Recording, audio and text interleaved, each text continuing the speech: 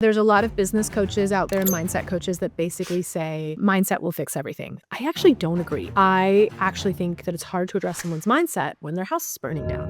When somebody's nervous system is flared up, you can't be like, let's take some deep breaths, even though you have no cash flow.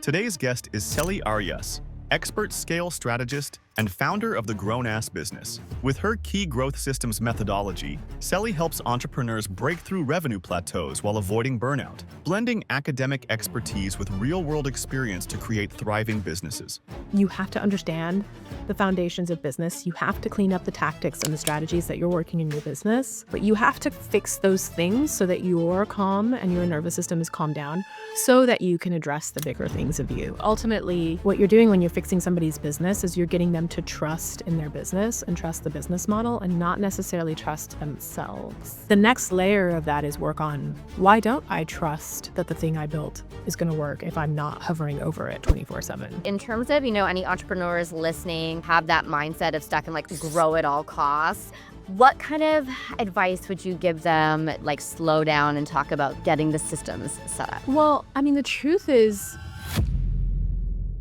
All right, welcome back to another episode of Built for This, Stories of a Maverick, the podcast where we lean into mindsets, methods, and the magic behind today's most impactful change makers. I'm your host, Jenna, and today I'm thrilled to introduce someone who is reshaping what it means to grow a business with intention, ease, and impact. Celi Arias is a growth strategist and business operations expert who's mastered the art of making scaling feel simple. As the driving force behind Celi Grows Business, she helps entrepreneurs create ripple effects not just on their bottom lines, but on their lives and communities by making operations approachable, efficient, and rooted in real impact. In this conversation, we're going to unpack how she translates complexity into clarity, teaches entrepreneurs to invest in systems, not burnout, and lean into leadership that's rooted in sustainability and heart. Welcome. thank you. Thank you so much for having me. Don't you love when people read your bio and you're like, damn, they just made me sound so good? It's the best. I think it's a great job to be everybody's hype person, because I don't think we take a lot of time to really think about anything that we've ever done or really have that moment of a little bit of brag to be like, hey, I'm pretty cool. Yeah, I'm like, yeah, I did do that. Thank you. Yes, I'll do that. I Yeah. love it. So I want us to kind of just start from the very beginning. How did it all begin for you from a business perspective? And, was there any kind of, I guess as you look back, even kind of growing up, some kind of aha moments that sort of kind of navigated you into the world that you operate in today? Yeah. Well, I've been in business for a really long time. So there's a lot of aha moments, because what happens if you are an entrepreneur by nature, your soul is driven to create and build things and try things and push the envelope and challenge status quo and challenge what people tell you is possible and not possible. You're just kind of wired that way. And a lot of times the way we learn is by making mistakes and having little aha moments along the way. So I definitely have had many. I built my first business, honestly, when I was about 11 because I wanted to take ballet, and my mother, who was recently divorced, I knew wouldn't be able to afford it. And so I wanted to make my own money and go and sign myself up for ballet class, Yeah. for a ballet summer camp, and I did.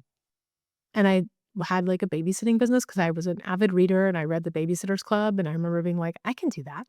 And I had also in school, I don't know if they still do this, but in middle school, they would give you those catalogs in elementary school, and you'd go and sell ribbons or chocolate for your school and go door to door. So I was like, I know how to go to door to door. I'm always the kid who wins those competitions because there was always a cool prize that I couldn't afford otherwise. So I was like, I can do this. I ran that business all through middle school and high school, which is kind of crazy. I bought my first car by myself. I paid for ballet by myself. I bought a dog without permission. You and I both did that exact same thing. Yeah. Really? Oh my God. So yeah, I think there's just something about when you're wired this way, you kind of are constantly challenging and pushing the limits. There are many aha moments. So I'm like, do you want one specific one? My favorite one? I think, as like I just think high school is such an interesting time. And I think either, when you have that drive and you're kind of like hustling and figuring out, like, oh, I can figure out a way to do this for myself, you can kind of, I'll call it, go down like the business path, or it can take you down some dark paths along the way. So you kind of try to figure out how to, like, not necessarily cheat the system, but figure out how to get what you want in different ways because you're just kind of wired in that way to figure it out. And I'm curious for you, going through that time and realizing, okay, if I want something and home life doesn't provide me the means to just like, hey, can you pay for this? I got to figure it out. Were you always clear, like, okay, when I get out of school, like, I want to learn business and then I want to do this at like a much different level? Or where did that kind of really sort of sink in for you of like, okay, like I know how to do this in a much different way than I thought I could? Ooh, I unfortunately didn't learn that lesson until much later in life, I'm embarrassed to say. I really fell into a lot of my projects turned businesses Yep. and would kind of find myself in something and then have to make it work and be kind of in survival mode most of the time, and I think that's where a lot of business owners are. Yeah. I had a clothing line in my 20s for about 9 years, almost 10 years, Okay. and during at the near end of that experience, I applied to get an MBA. You had to get accepted, and part of the reason why I did that was I was like, "Okay, I've gotten myself this far in life, kind of figuring it out on my own and making a lot of mistakes. Yep. It's probably time that I actually understand business." And I got into this program. I got the MBA. And really at the end of it was really frustrated because I didn't know at the time, because 'cause I'm not American and I had moved back to Argentina and I started my business in Argentina. Maybe some people know this and this is obvious and you're like, "Duh, you didn't know that." I didn't know at that time in my now early 30s in that moment that an MBA is really more for climbing the corporate ladder and it's not meant for entrepreneurs. So I was frustrated by the end of that. I had a great time. I had fun. I had fun making a thesis and traveling and like, case studies and white Yeah. papers, and I had fun because I am a nerd, but I did walk away going, "That didn't really give me what I wanted or You know needed." what? And now what? But that was when I first had the awareness of, "Okay, if I'm gonna keep building businesses, I need to know what I'm doing. I gotta, like I gotta get on this. I gotta figure this out. I can't keep kind of, like, falling into my next idea or my next business and treading water the whole time. Like, I need to know what to do and what's the right thing to do." So when I got the MBA, I ended up selling my company and I worked for a startup. But every job I had after that moment, startup, corporate partnerships, and sales, back to startups, in every seat I sat in, I kind of always went with the intention of, let me figure this out because I have an MBA and it didn't really like do what I wanted it to do. So let me figure this out. Yeah. So I think it was a 5 to 6 year journey of going maybe 4 or 5 years of creating my own MBA by putting myself in situations where I had made this kind of unconscious decision, I'm gonna figure business out. And I think by the end of that, I had gotten hired as a head coach at a business coaching firm, Yeah. kind of by accident almost, like somebody introduced me to these guys. I went through the interview process, became head coach, but it's really because by that point, I had really figured out how a lot of things work in business, and I hadn't really been so much of a coach yet. So I got thrown into the fire of coaching by becoming a head coach first, Yeah. but it was an intentional journey of, I'm clearly never going to be the corporate ladder girl. I kinda wish I was. Yeah. It's not who I am, it's not what drives me, it's not what excites me, so I gotta figure this out, and that's kinda how I did it. And I'm curious, was there anybody around you, or did you read something, see something where like that choice or that, path forward was like, this is the only way to go? Because very similar to you, I mean, I've always sort of like said yes to anything that scares me. I've learned through trial by fire. I loved the hyper growth startup environment. I love moving fast, quick, high pressure, all those things. And for a lot of people, that is not what they like. They like structure and then the SOPs and the processes and the safety and the slow moving.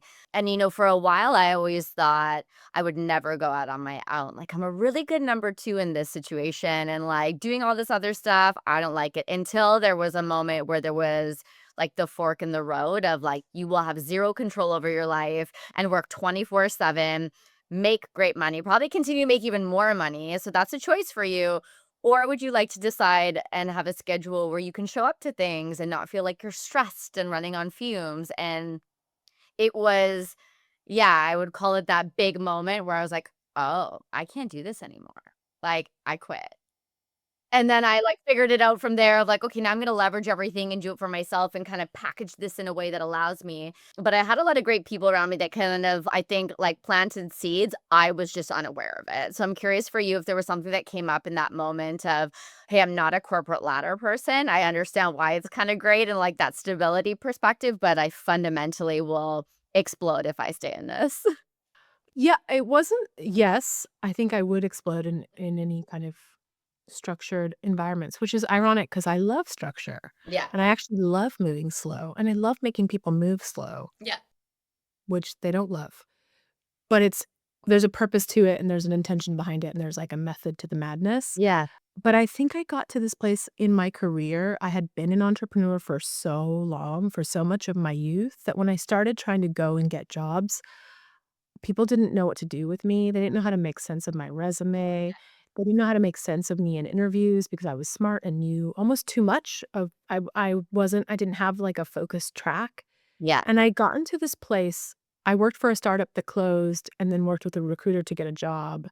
And I did get a job because of my unique background in supply chain and manufacturing, but it became clear to me in that process, I was like, "Oh, I think I'm becoming unhirable. I think I'm actually like, instead of feeling discouraged by the journey of applying for jobs and feeling, like, rejected, because you're like, "I am the girl you want on your team, by the Yeah. way. You want to hire me. Yeah. I don't care what that person's resume says. You want me. 100%. I promise you want me on your team. I will, like, Yeah, take like the ownership secret of weapon. this. Yes. I am everyone's secret weapon. I will take ownership of this in a way that you will think you have a co-founder for free." Like, that's just how I am. It's how I play, it's how I show up, it's how I'm wired, and I kept getting rejected, and I was a COO for a startup before I became a coach. That actually was being I found myself in this scenario a few times. It was being sold because we'd done a good job. Yeah. We built a business. We scaled it. We created a growth model behind it. We did all these things. I knew it was being sold and I would be out of a job. So I started doing the thing of, like, applying for jobs. I just found myself in this place of, like, I'm not hireable anymore Yeah. because it's actually uncomfortable to be in an interview. It's uncomfortable for the other person where they're like, "I get that you're smart, but I don't know what box to put you in." Yeah. So I started to have awareness of that.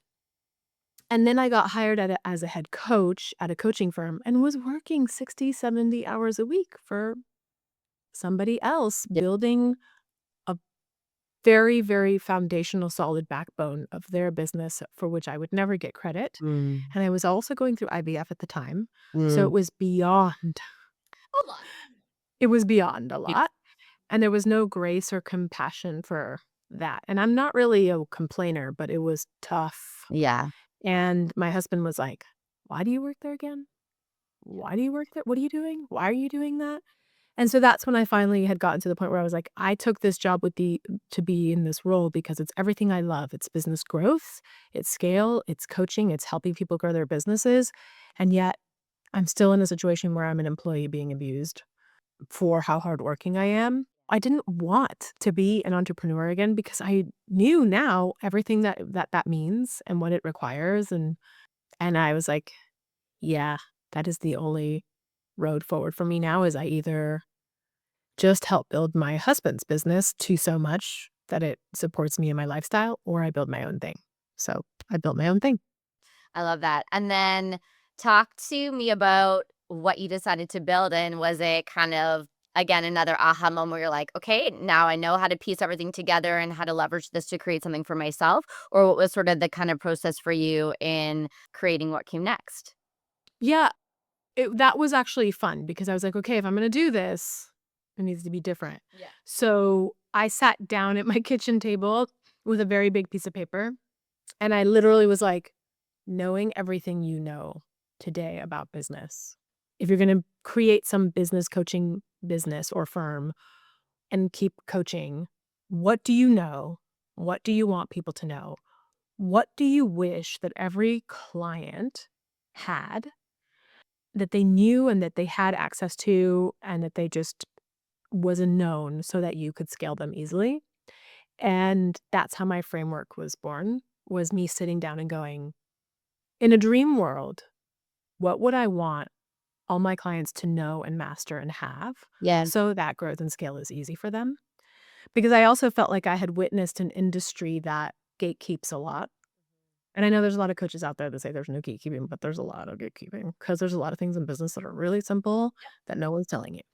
And so I just felt like that to me, now this was a few years ago. Now this seems like a no-brainer, but at the time, every business coach was doing this and every business coaching program was doing this, which was like you build modules in some and pick the platform of your choice and you kind of drip feed information and content and then you upsell the person year over year and make them believe they need you. And I just was like, there's something is wrong to me about this. And I couldn't, it's like something feels wrong. I don't know. In my mind, I just want to like teach people how business works, teach them what they need to know. And then if they continue to need me as a coach, cool. And if not, but I've helped them, cool. Right? Like I was kind of like, when you kinda come up with a different way of doing something, you're like, "Am I crazy or is this, like, almost too easy?" And it was kinda one of those moments where I was like, "Oh, we don't need to drip feed people pieces of the pie and pieces of the puzzle and just give them the content they need each week over week." Like, you could just, like, teach an MBA in a weekend, honestly. And so that's what I tried to build, was a method that does that. The faster I can get you to a level playing field, the faster you begin to understand what your business really needs, and the faster I make you a real business CEO, and then we can stay friends because you like me or not, and it's cool. And that's what I built. I love it. And was there any, was it kind of the model itself sort of applicable to anyone in any industry, or did you kind of go in with sort of any type of like niche focus in terms of who you were going after? Well, I had by this point worked in all types of industries, which was a really cool thing. I myself had worked in fashion, tech, nonprofit, arts. Yeah, supply chain manufacturing, wellness. I had worked in all these things, Yeah. and then I had gotten to coach roofers, plumbers, tech startups, all kinds of things. So I never intended to build something for a niche because I was like, well, I've applied this to so many different businesses because business is business is business. Yep. Business foundations are the same for everyone. Yes, you might have something unique if you are a real estate agent. You might have something unique if you have a product and you're dealing with inventory and Yeah. upfront costs, but the variables that change are different, are very small, right? So I built something with this thought of, gosh, I wish all business owners knew this, right? And that's what yeah. So people are always like, what's your niche though? And I'm like, my niche is actually not a vertical, it's a horizontal. My niche is if I could teach all these industries the main things they need to master to have healthy businesses. I love it. And then in terms of kind of maybe, sort of your key breakthrough in sort of making operations kind of approachable and scaling approachable because you have people looking at it and in certain industries might be a little bit more complex than others. A lot of more systems come into play, and I think it's always a balance of entrepreneurs who have the energy again coming in. I want to move fast, or like, no, I don't want to do that. It's going to take too long. But kind of coming back to what you said, and I run into a lot of those like foundational pieces, like, well, if we don't get this tight, we're gonna move really fast, and then some of the wheels are gonna start to kinda come off the side, and sure, eventually, in hypergrowth, you're gonna have a little and a bit of that in general, but we can make this less intense and less crazy if we just kinda pull back before we launch forward, and I'm curious for you and kind of how your platform is set up or structured of how you kind of work with people and sort of manage that process.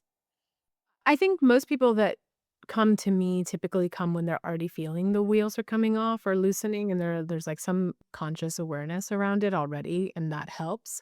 But what I do, my motto is like show, don't tell.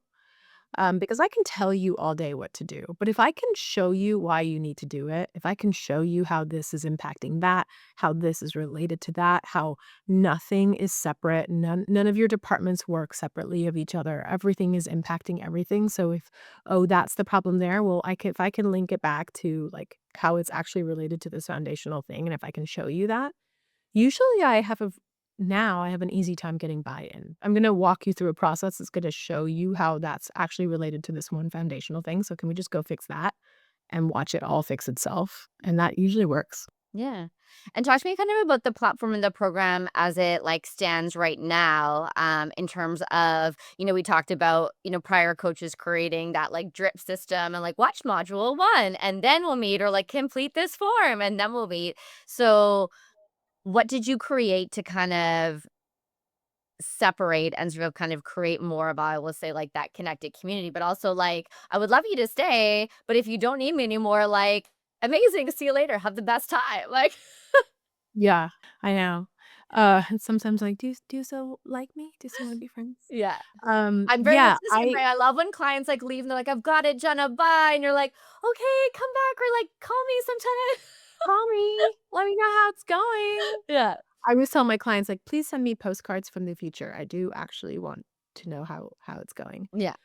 Yeah, so what I built, which has evolved over time, but originally it was like a 6-week program, and then by request, it got turned into 8 weeks because 6 weeks felt too intense.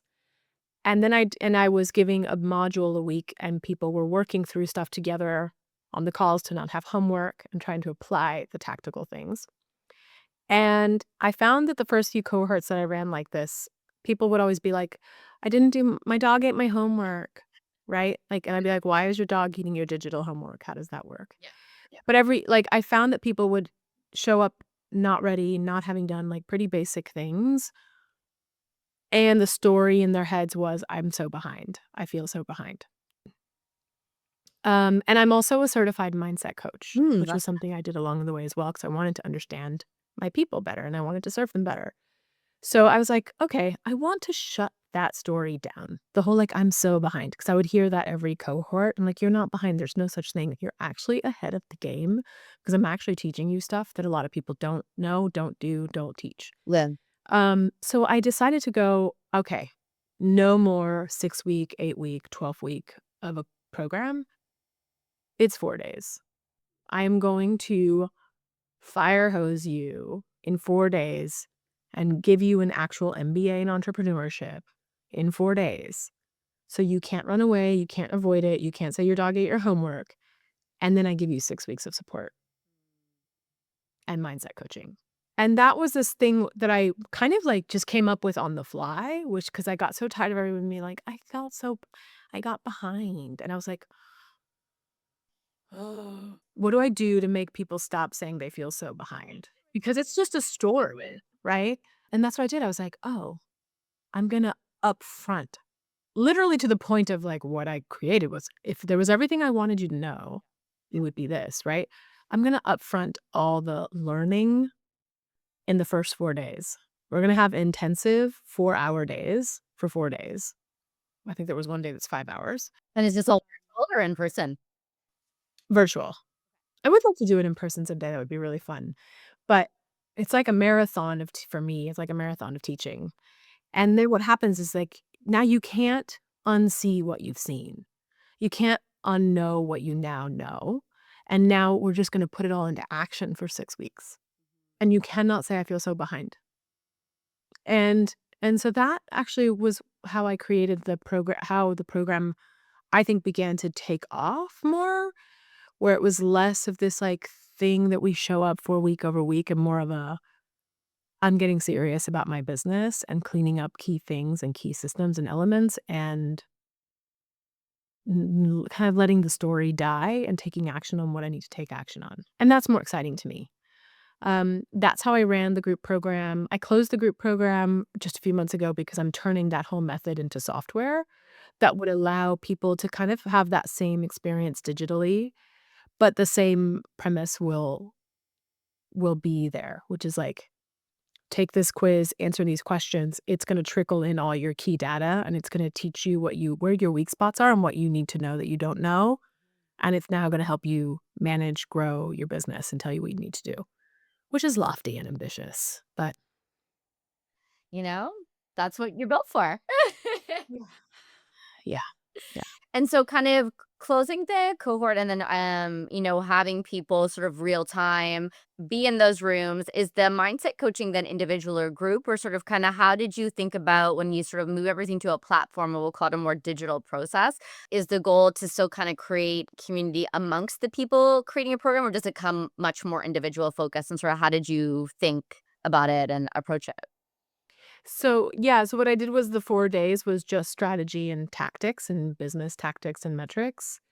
And then on the end of the 4th day, I would explain in my this is my theory, Yeah. but my theory is the strategy and tactics and know-how of your business get you to, like, put out the fire. There's a lot of business coaches out there and mindset coaches that basically say, um, mindset will fix everything. It's mindset first, mindset first, mindset first. I actually don't agree. As much as I love mindset and I think it's very powerful, I actually think that it's hard to address someone's mindset when their house is burning down. When somebody's nervous system is flared up, when somebody is reacting, reactionary, defensive, scared, in fight or flight, you can't be like, let's take some deep breaths, Yeah. even though you have no cash flow. Yeah. No. Let's fix that, and let's put out the fire, and now we can address the things about you that might have created that reality, that the things about you that need to up level to create your new reality. Now I can address those things. So what I would do at the end of the 4th day is go, "Cool. All that stuff we just did for 4 days, that's the easy stuff. Yeah. The hard stuff's you." And it just kinda would be like people would be like, "Oh, what?" But What's it's the true. It's problem? like Could it be me? 'cause I'm like, "Look what I just did. I just did like a Houdini trick on you. Cause now I just fixed all that stuff that you're always complaining about. We know where leads come from, we know cash flow, we have projections, we know our numbers, we know metrics, we have a marketing plan, we have, like, content basics, like, we have it all in place. Yeah. Now the only thing that could possibly get in your way is you. Isn't that fascinating?" And that's how we would play, and for the 6 weeks of support, I would have a weekly call that was just for mindset, walking them through this, like, mindset, coaching program that I'm certified to teach. Yeah. Yeah, and so in the future, I like, that to me is my framework, which is you have to understand the foundations of business, you have to clean up the tactics and the strategies that you're working in your business, and I do this with seven-figure businesses as well. This is not for beginners, but you have to kind of fix those things so that you're calm and your nervous system is calmed down so that you can address the bigger things of you. And I think doing it in reverse, I think can be frustrating and maybe can take you to this place of like beating yourself up if you're not fixing things fast enough. So that's why I do it in that way, not because I think there's anything wrong with mindset, but because I think if we put the house fire out, then we can start to address the deeper stuff. Um, so that yeah, I always say, like, mindset's not gonna fix a broken pricing strategy.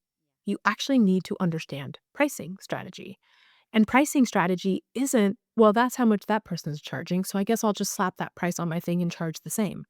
That's not pricing strategy. There's actually some basic math you need to do to figure out your pricing strategy. Your mindset's not gonna figure out that math formula. You this is stuff you just need to know. Yeah.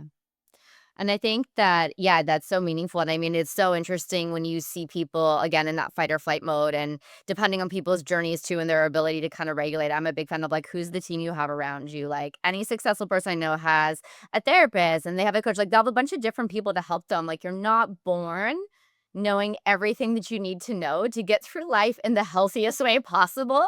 You're going to figure it out based on what's around you and what you learn and what your like survival mechanisms are. And once you understand what those are, then you can figure out how to kind of shift out of that mode and be more present and kind of operate from a place of being like grounded versus, maniac mode and micromanaging and jumping in everybody's pod and causing a ruckus everywhere you go because you're freaking out because you don't have control. And or like you said, like, if you don't have cash flow coming in, you're trying to figure out how to figure out payroll for, for the next week. So I really love that has kind of blended in for you in terms of your approach with things.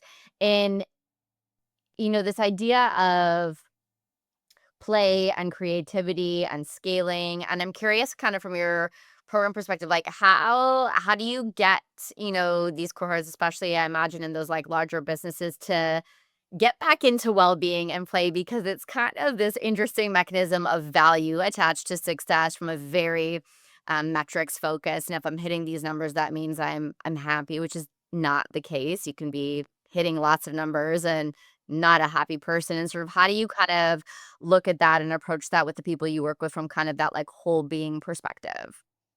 Well, I think that gets into self-trust. I think ultimately what you're doing when you're fixing somebody's business is you're getting them to trust in their business and trust the business model and not necessarily trust themselves and not put everything on themselves. So when you start to get a business owner to treat their business like a business and trust that the business model and the machine will work, then it's the next layer of that. And there isn't an easy how to, because I think it's different for different people. But the next layer of that is work on, why don't I trust that the thing I built is going to work if I'm not hovering over it 24/7? You know? So then that's the next layer of, well, how do you get back to enjoying your life and taking care of yourself and doing the thing? Well, you have to trust that you actually can, that you have the space to do that and that things will work without you. And there's a few reasons why people don't do that. Some people actually need to be needed. It makes them feel important. It's where they get value from, is by needing to be needed by their business and their team, right? Some people don't believe in themselves and in their value enough to know that the thing they built will work. So it's kind of uncovering what is it that then holds you back from being present in your life and taking care of yourself and having fun again. Yeah. And I would love to kind of hear if you can share sort of stories of like examples of people kind of you've worked with and sort of, where they started with you and then where they got to, and kind of watching those transformations, sort of success stories happen. Oh my gosh. Uh, We won't say they're your favorites, but maybe they're your favorites. when you put it that way. Yeah, I mean, I think it's fun to see the people who go from like 58K revenue and a lot of shame and embarrassment around that, and then multi six figures within a year. Hmm. That's really fun. Um, so I have several cases like that. Just that from a numbers perspective and a speed of growth perspective is really fun. Yeah. I think the thing I most enjoy is, I mean, they all become my favorites in a way, but it's when somebody goes, okay, I'm going to drop my story. I'm going to drop all the reasons why not, and I'm going to do the thing. And those are the people that I enjoy working with. Yeah.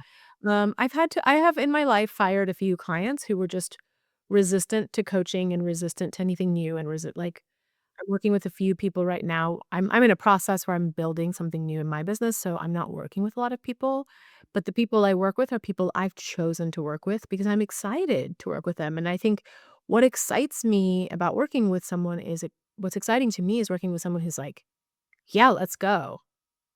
That makes me uncomfortable. Let's do it." Yeah. Or, "Sure, let's try that." Like, that's exciting to me, is somebody who isn't scared to receive coaching or feedback or strategy, isn't scared to put it into practice, and comes back to me week over week going, "This is what we did. This is how it went. This is the data. Here, like, what's next?" Yeah. That's more fun to me. In terms of case studies, I mean, I think it's something that I think what my method does, it's really interesting. Each case study is different in that it was really about uncovering the 1 to 2 things that were stuck. What I find is people often think the problem that they have ends up not being the problem. So I think what my methodology does really well is it uncovers where you're actually stuck. So every case study is kind of different because, oh, this person, yeah, we found 900 leads in her pipeline and she didn't know it because she thought her sales system was locked down, right? So this person, it was a sales thing. This person, it was like a messaging thing, and now her leads are flowing. This person, it was a team thing. This person was like, this happens a lot with a lot of people. Pricing strategy, offer strategy, thinking that another product is gonna be the thing that fixes the thing rather than actually fixing the thing. Like, I get this a lot where people are just like, "Okay, I'll just add another product to the mix," rather than, like, fix what I've built and make it work because they don't understand that good strategy could fix the business. So what's fun about my work is I've built one method, but what comes from it, what becomes clear in every person I talk to is they have something they're each working on something different. I have somebody right now working on one very intentional lead creation process, and that's really all he needs. I have one person cleaning up his sales process, and I have one person redoing her offer strategy and pricing strategy and how we talk about the offer strategy and redoing the messaging around it. Yeah, and I have another person who is creating the now scalable version of the first business that we built. It's like, okay, now how do we scale this? So it's like everybody's doing something really different. Yeah. And that's interesting to me. That's what keeps it fun for Yeah. me. And it's all based off of this framework behind me. Like it's all from the same method. What it does is it helps you find where you are weakest, and usually where you're weakest. Like, I know we live in a world that says lean into your strengths all the time, but actually in business, there becomes a point where you will hit a ceiling. Your strengths will become your weakness, and your strengths will be the thing that has you hit a ceiling. And when that happens, you don't know what to do because your whole life you've been told lean into your strengths. Yeah. And so you keep leaning into your strengths and it becomes the definition of insanity because you keep doing the thing you're good at and it's not moving the needle. And that's what I'm really good at unlocking. I love that. Because in business, you ultimately have to build out the different departments of your business for it to work. And before we get into kind of, the new build and sort of what comes next, and as you look forward, sort of, what your vision is from, a values perspective and that kind of ease over hustle. And I'm curious, is like life has evolved for you, the way you look at things. How have you kind of figured out, I'll call it the healthy tension between grow, build, exciting, want to spend all my time doing this thing to pulling back and creating that space and sort of well-being so you can operate in the space that one makes you really great, but also allows you to help other people. Yeah, I mean, I don't really think I would have taken space or taken a step back ever because it's just kind of not how I am. But I had a child and that forced me he forced me to take a step back. And it's been really fun actually because it's like, oh, this is what it looks like to take a step back and still be great and efficient and productive and better with my time. And it's kind of put me to test my own teachings or coaching. So that's been really cool. I don't think I would have had I not have this cute little person who wants my time and attention, right? And now he's one, and so now he's at that age where he'll if I walk away, he's like, I'm Yeah, like, he'll oh, yell. Yeah. oh, we're there now. Holy moly. Okay. Yeah. Okay, sir. He'll let me know. So it's been fun to kinda go, "Oof, my day ends at 5 and it ends at 5, and, Yeah. like, that's it." And it starts much later than it used to, and I don't have a morning routine anymore, and I don't get to, like, meditate in the morning, and nope, I kinda, like, get woken up in the morning by a baby and, like, we're off to the races. Yeah. You're on someone else's Um, schedule. Yeah. yeah, there's no schedule, there's no routine, it's all chaos now, it's amazing. Yeah. So but it always makes you aware when you're forced, it makes you aware of, like, how much you could have slowed down or changed or done for yourself. I'm now even, like, going to a yoga class in the middle of the day at our local library, and I'm like, "This feels insane. I can't believe I'm doing this," you know? So it's a choice. I think that had I not had a child, I would have kept working the way I was working because it was fun. I like what I do. I like helping people. I like building new things. I like challenges and I like working. And I felt guilty about that for a really long time until one day I was like, maybe this is just me and maybe that's okay. And maybe I don't need to be on a beach sipping Mai Tais going, ease and flow is the way. Like maybe that's just not me. By the way, it's not anybody. But it does take years of hard work to build the business that allows you to be on the beach drinking the Mai Tai going, ease and flow is the way. Just saying. Um, but I'm not driven by that necessarily. So, I think what's really important is what does your most exciting day look like for you?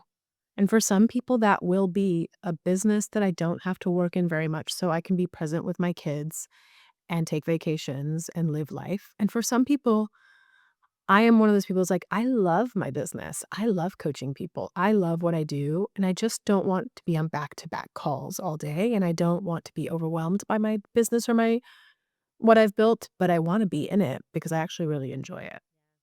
And I would love to, but when I am with my family, be present. I would love to take vacations and be completely off, which I do now. So I think a big part of that is also like be honest with yourself Yeah. about what lights you up and what would be fun. And I think it's so fascinating because this has actually come up a lot in conversations. And depending, again, everybody's stage in life is different, where they want to go, what they want to do is different. And I feel a little bit more of a specific kind of narrative if you're a female of like, oh, like, why are you working or shouldn't you want to be, like doing this thing versus, you seem really happy. Like, again, as you mentioned, what's lighting you up right now? And I've had this conversation where I've been away traveling and someone's like, oh, you're working? I'm like, yeah, I have a couple hours of work and then I'm going to come out and then I'm good for the rest of the day. And they're like, oh, I'm so sorry. I'm like, for what?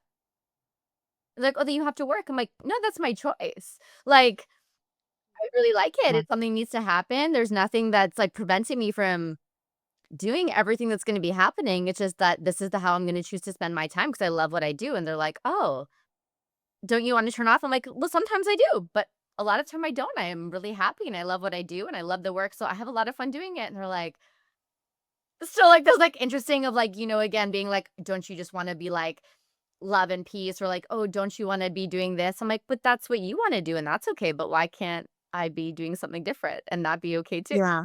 Yeah. Yeah. I mean, to me, it sounds kind of boring Yeah. not to be doing nothing or not have anything to do. Yeah. No judgment on that, but that's Yeah. me. Totally. I like feeling like I'm on purpose, like I have a purpose and like what I'm doing for in my day to day contributes to humanity and society Yeah, and the world we live in. And for some people, that's parenting. for sure. And for some people, that's, whatever that is for that. For some, I'm not saying that you have to do what I do, but this is how I feel I am in service That's and true. feel that I'm contributing to the world. And that makes me feel good, and that's what I like filling my days with, not necessarily, like, hanging out by my pool. 100%. Yeah. And so as you look forward and, the platform where it's going, what does the next era look like, evolution in terms of what you're doing and how you're making that impact and service? Yeah, so I am doing what I kind of always wanted to do when I had that initial idea. My idea was always, like, how do I get business owners to just have one master control center that tells them the health of their business and tells them everything they need to know so that they know exactly what they should be doing and focusing on this week. And I was always told that's not really possible to build. So I built a methodology around that and how to teach that. And then I coached over 100 people in the methodology. And over that time, I've dabbled and spoken to a lot of developers, and now we're living in an era where you can build a lot of software much faster and cheaper than before.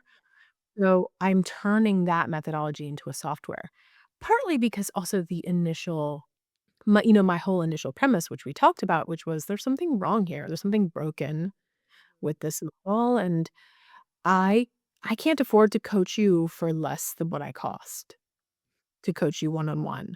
I can't afford to run a group program that's heavy lifting on me for less than what it costs. But I could make a tool that will teach you all these things and make you the dashboard that helps you really run your business for a monthly subscription that's affordable to you. Yeah. And so the thought of helping more people in an honest way is really exciting to me. Yeah. So that's what I'm working on is turning this methodology into a software that more people could have access to. Yeah, that's amazing. And is there a target launch date? God, I don't really have a launch date, but I know we will be beta. our current clients or people who are in our world already will be beta testing things in December and January, Okay. and based on that feedback and that timeline, we'll then open it up to the public. Super Yeah. cool. That's exciting.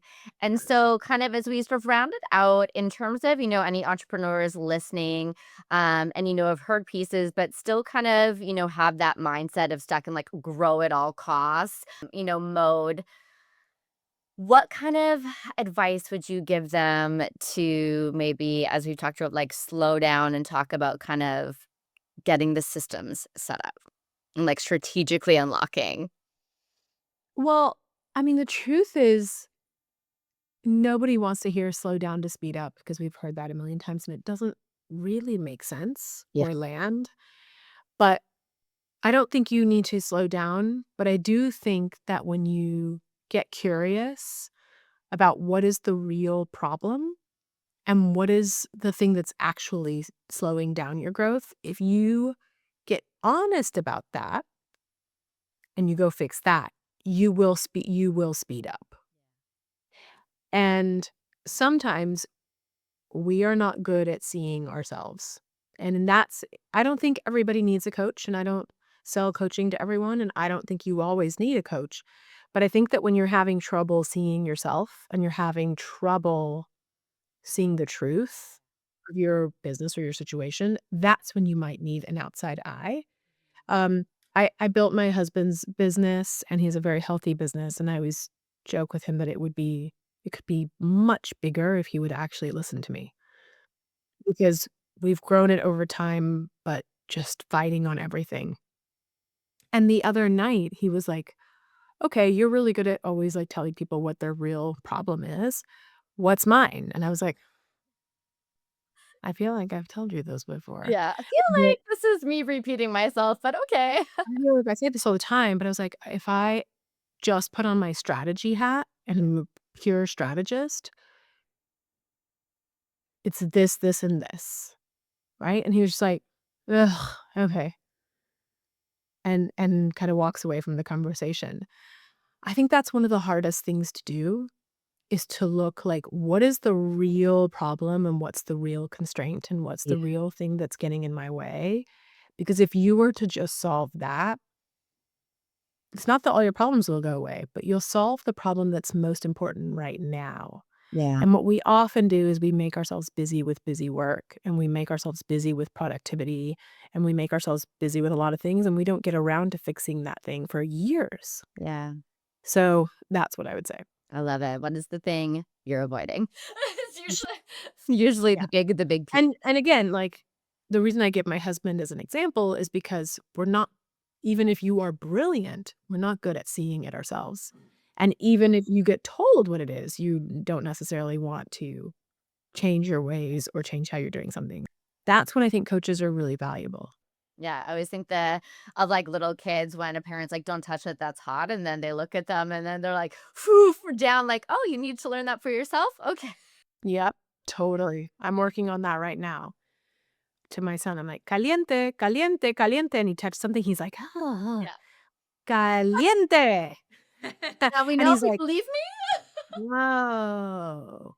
Yeah, he broke something of mine yesterday for the first time, and I was like, "I told you not to drop it. I told you it would break.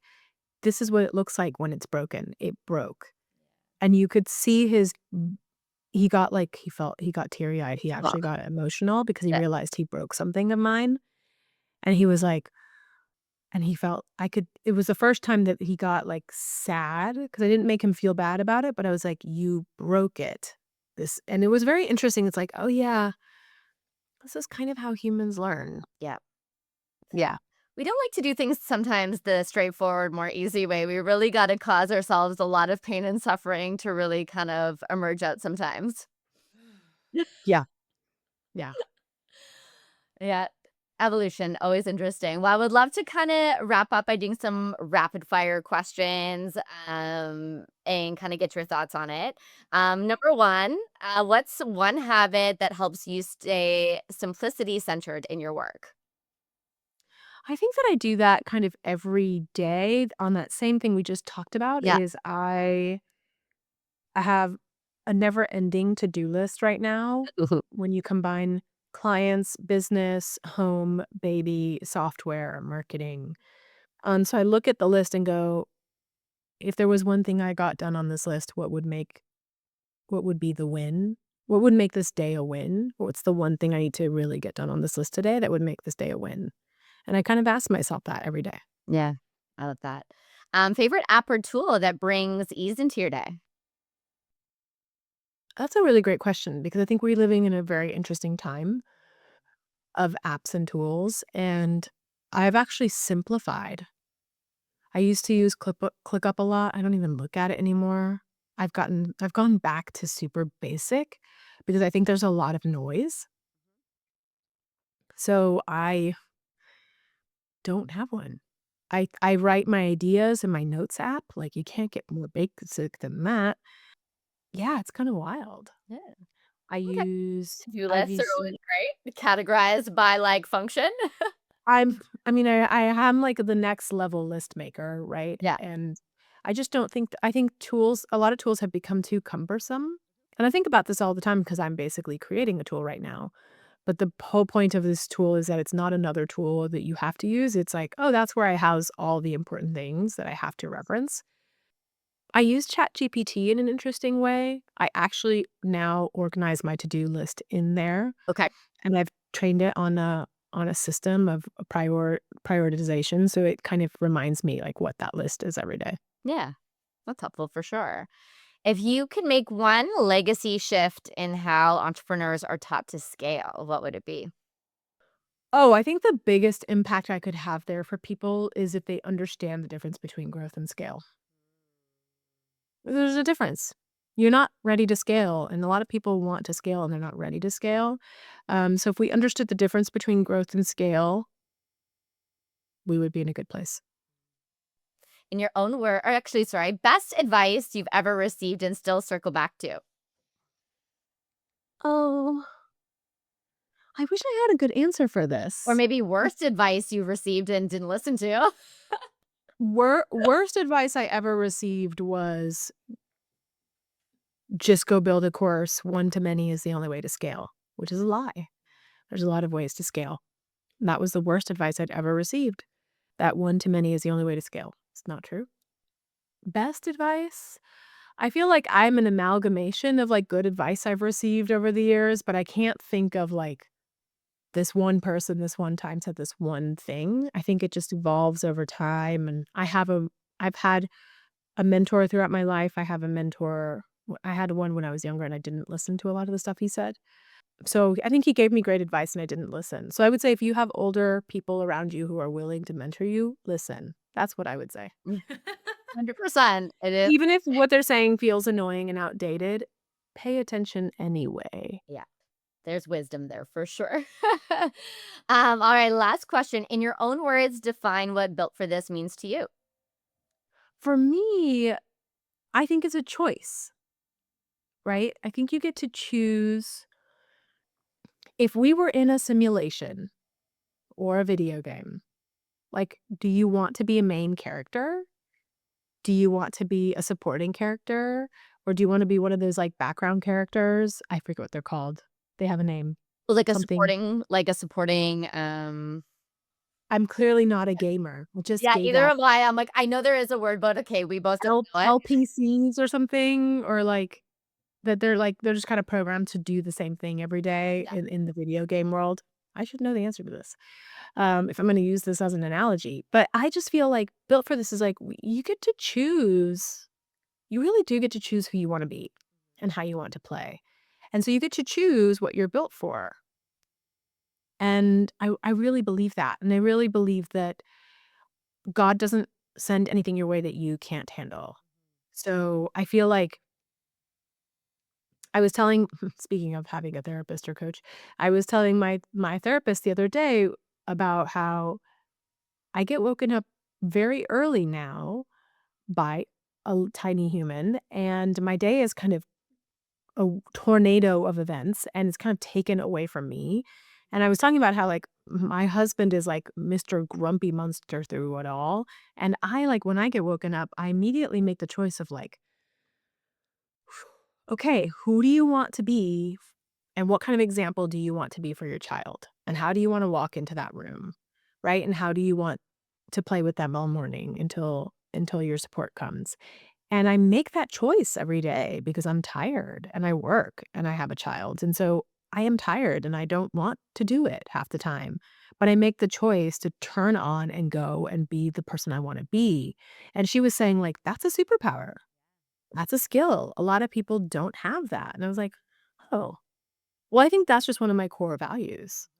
Is I really do like she was like taking the moment to make that choice and understanding that you have that choice is a real skill.